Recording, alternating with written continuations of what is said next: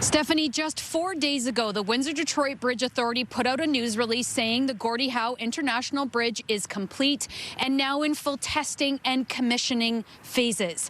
This is a project that we've been talking about here since 2000. There have been plenty of ups and downs along the way. And now this, more uncertainty for the region. The flags are in place and the Gordie Howe Bridge is complete.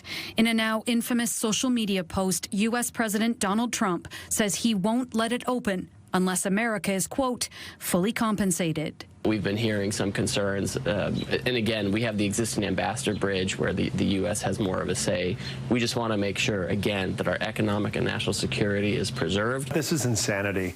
Windsor Mayor Drew Dilkens says even though the post is full of inaccuracies, he believes it has nothing to do with the bridge and more to do with looming trade talks. He picks issue by issue, whether it's steel, aluminum, softwood lumber, auto, dairy, it doesn't matter. He likes to pick off individual issues, create a scenario where he tries to get a win on each individual issue, which I think speaks to the complexity that Prime Minister Carney and the team are going to have this year as they sit down and try and renegotiate USMCA. Prime Minister Mark Carney says he talked to Trump this morning for what he calls, quote, a polite conversation. I explained that Canada, of course, paid for the construction of the bridge, over $4 billion, that the ownership is shared between the state of Michigan and the government of Canada. 25% was U.S. steel and concrete. Then the interchange going on from the Michigan side, it was all American workers, all American steel, all American concrete. It is a really important part of our economy, the largest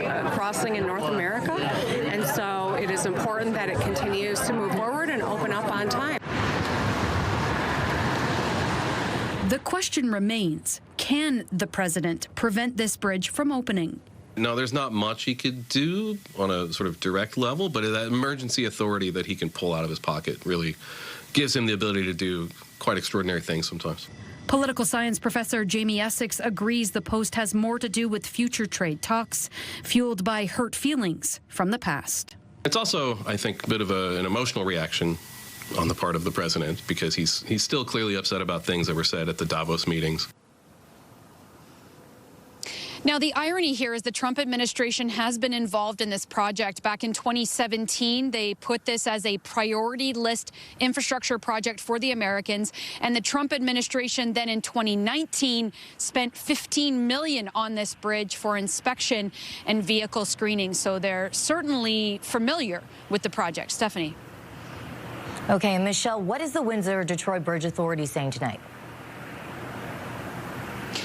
Yeah, that's a good question, and we reached out right away when all this happened yesterday, and we just moments ago got a statement back from them. It really mirrors what the Prime Minister has been saying today, makes no reference to Trump, makes no reference to whether or not this can actually happen. Does Trump even have the power to prevent this bridge from opening?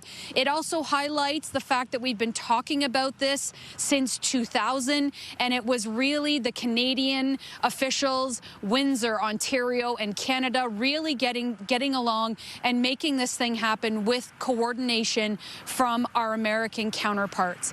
And so this really continues to be a story that isn't dying anytime soon. I know we have plenty more still to come in the show, so for now I'm going to send things back to you.